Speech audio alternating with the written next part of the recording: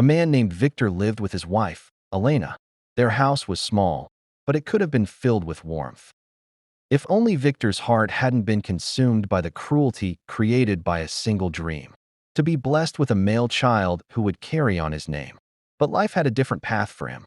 Over the years, Elena gave birth to 7 girls, 7 bright hearts, each with a different spirit and a smile that lights up the place. But what about Victor? He saw in them nothing but a disappointment that they did not deserve.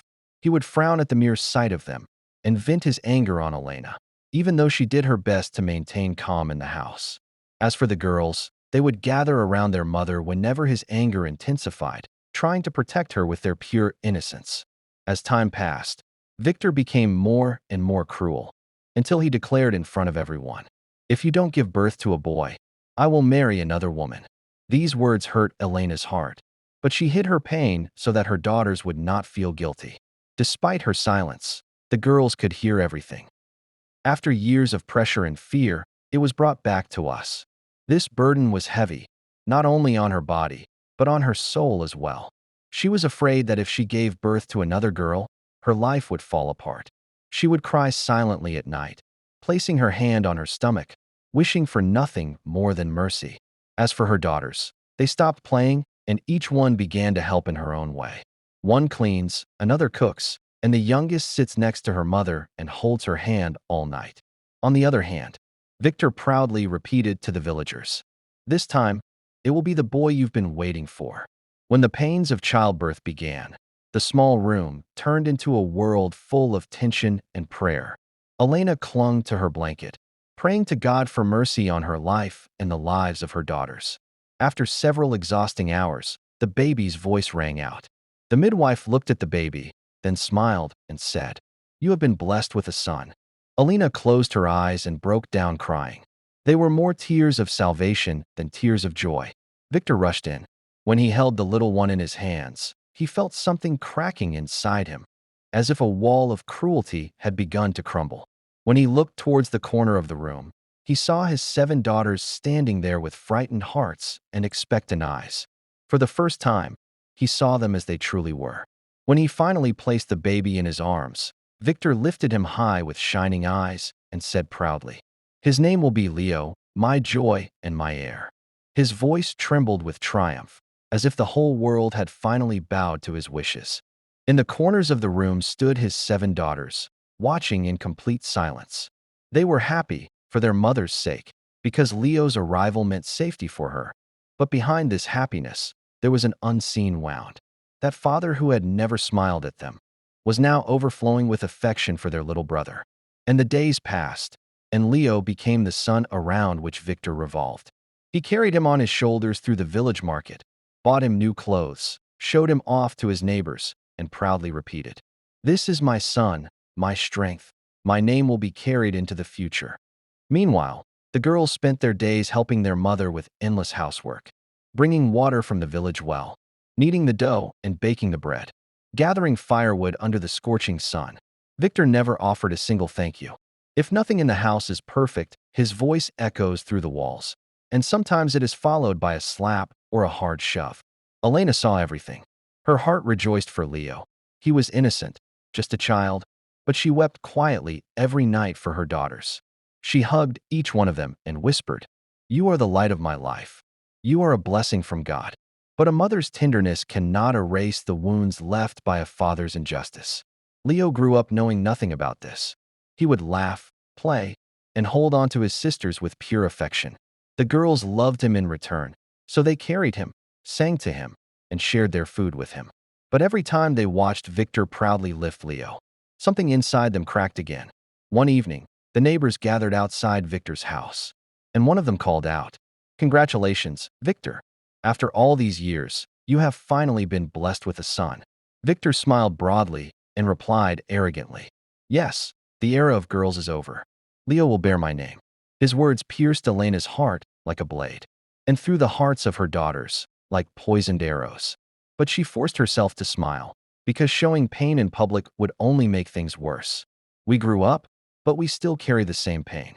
The girls grew up, and their hands became stronger than the work they carried, but their hearts remained tender, fragile.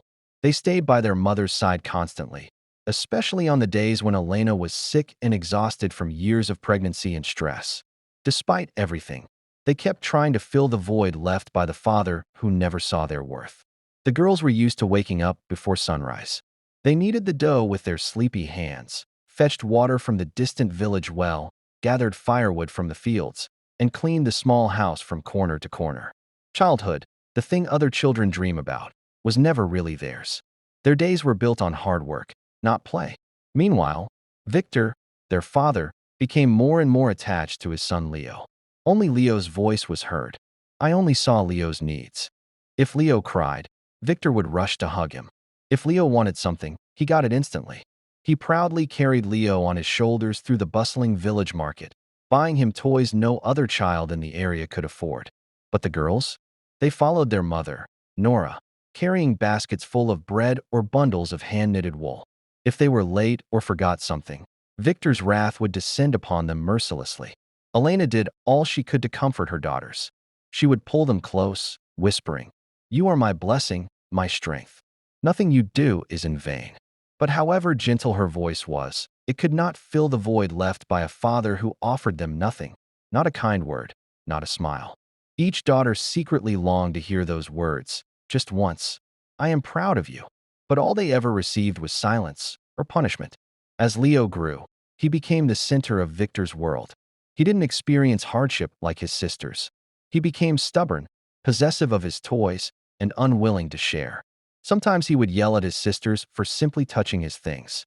If they complained, Victor would snap, "Leave your brother alone. He's a son of this house. Don't compare yourselves to him." Those words cut deeper than anything else, as if their worth was predetermined and unchangeable. One afternoon, the girls sat in the market with their mother, selling bread and the colorful wool they had spun themselves. Through the crowded stalls, Victor strolled with Leo perched proudly on his shoulders. People smiled at the sight, admiring Leo's clean clothes and bright features. But the girls sat in a dusty corner, wearing simple, worn dresses, their faces tired but innocent. No one looked at them, as if they were invisible. Elena felt something writhe painfully in her chest. She had seen the injustice reach its peak. That night, after the house had fallen silent, Elena stayed awake, thinking. She remembered how her life with Victor had begun, how desperately he had wanted a son from the very first day. She remembered her tears, her doubts, and how her daughters had always been her support, like wings that held her steady. She looked at them now, sleeping around her like little butterflies, and knew that God had never wronged her. He had given her priceless treasures. But one fear gripped her heart. What if Leo grew up to be just like his father? What if he carried the same coldness? Would he hurt his sisters too? The girls, now older, were beginning to understand the truth. If they wanted to survive in this life, they needed to stand together. Every night, they whispered promises in the darkness, to support each other, to protect their mother, to be the family she had always longed to have. The next morning, under the bright sun, the girls returned to the market with their mother. They laid out their loaves of bread and little balls of wool. A faint glimmer of hope flickered in their tired eyes. The voices of the merchants filled the air, and dust swirled around the crowded feet.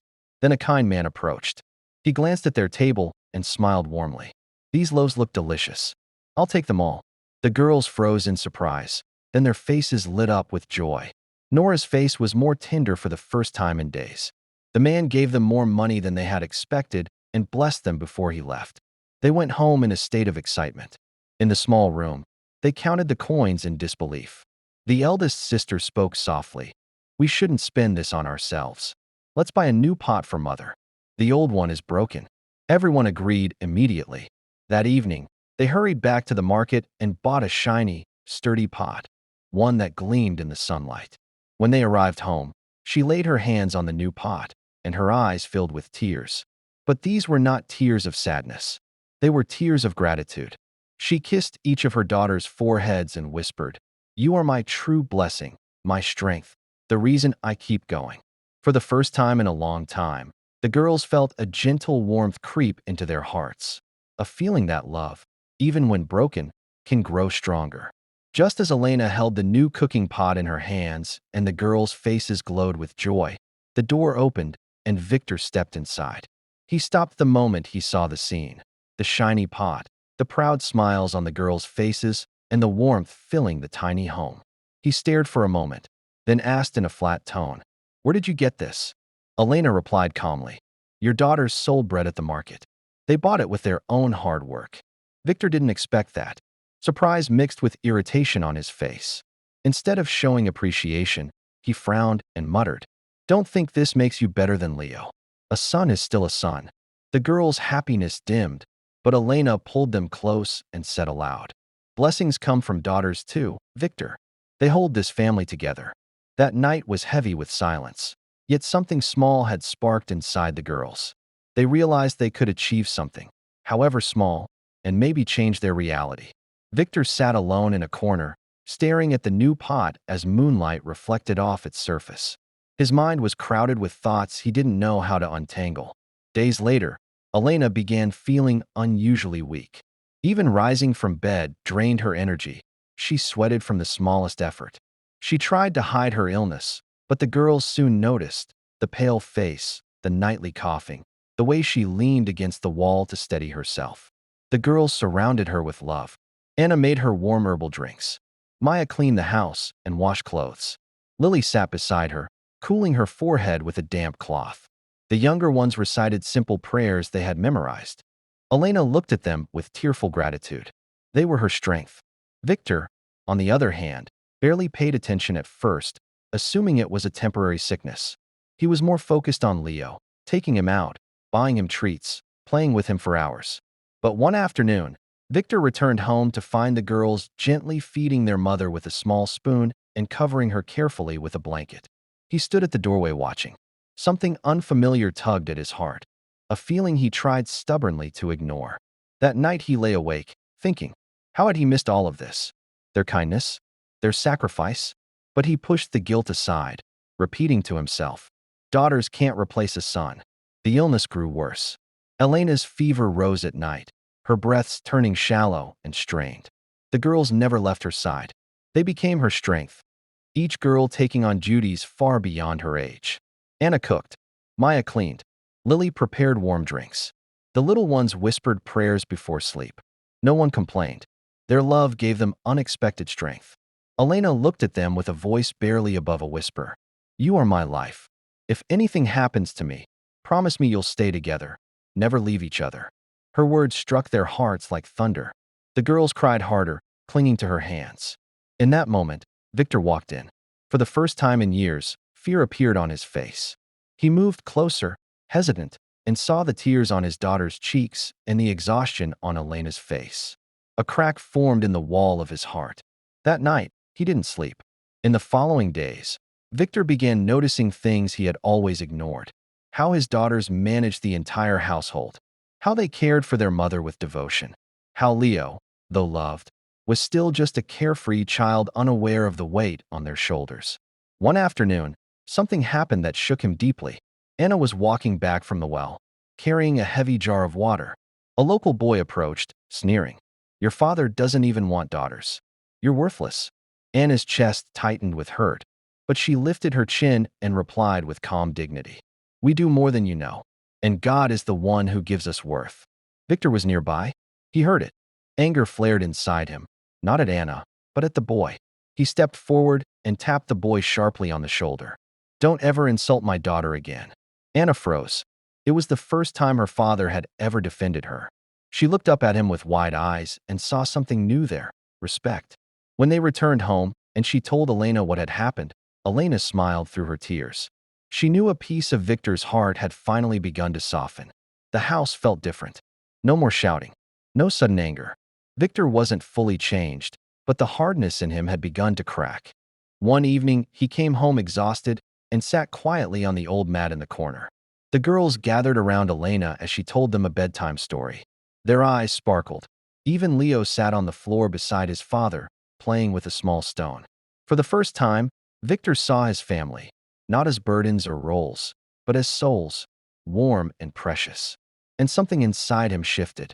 Victor had always been a strict and distant father, caring only for his son Leo and neglecting his daughters. But everything began to change the day his youngest daughter, Nora, shyly asked him, "Dad, do you love us?" Her innocent question broke something inside him. He couldn't speak, but he gently placed his hand on her head, a small gesture that felt like a new beginning. From that day on, Victor slowly softened. He helped his eldest daughter with chores for the first time. He joined their evening gatherings, listened to their stories, and even smiled at the younger girls' jokes. Step by step, he began learning how to be a real father. One night during dinner, Victor finally said, "Thank you. When your mother was ill, you carried this home on your shoulders." His daughters were shocked, but filled with joy. That simple sentence planted hope in their hearts. Months passed, and the home transformed. Victor worked harder, the girls sold their handmade crafts, and Leo helped his father. Their financial situation improved, and laughter replaced the sadness that once filled the house. Victor even returned from the market one day with a dress for the eldest daughter, saying, "This is for you, and each of you will have your turn." The girls ran to Elena, shouting that their father loved them. Elena cried tears of gratitude. The entire village noticed the change. Victor, once harsh and distant, now walked proudly with his daughters, listened to lessons with them, and treated them with tenderness. Years passed, and each daughter grew into a kind, strong young woman. Victor often said, "My daughters are the crown of my life. They brought my heart back to life." One evening he told them, "Promise me you will always stay together." Through tears, his eldest replied, "We never left you even when you were harsh. We will never leave each other now." For the first time, Victor cried openly as he embraced each daughter. Elena watched with grateful eyes, whispering thanks for the peace that had finally filled their home. And the people of the village repeated the lesson. Blessings come through daughters. Whoever thinks they are a burden has lost the greatest treasure. If you enjoyed this story, there's a lot more waiting for you. Just hit subscribe.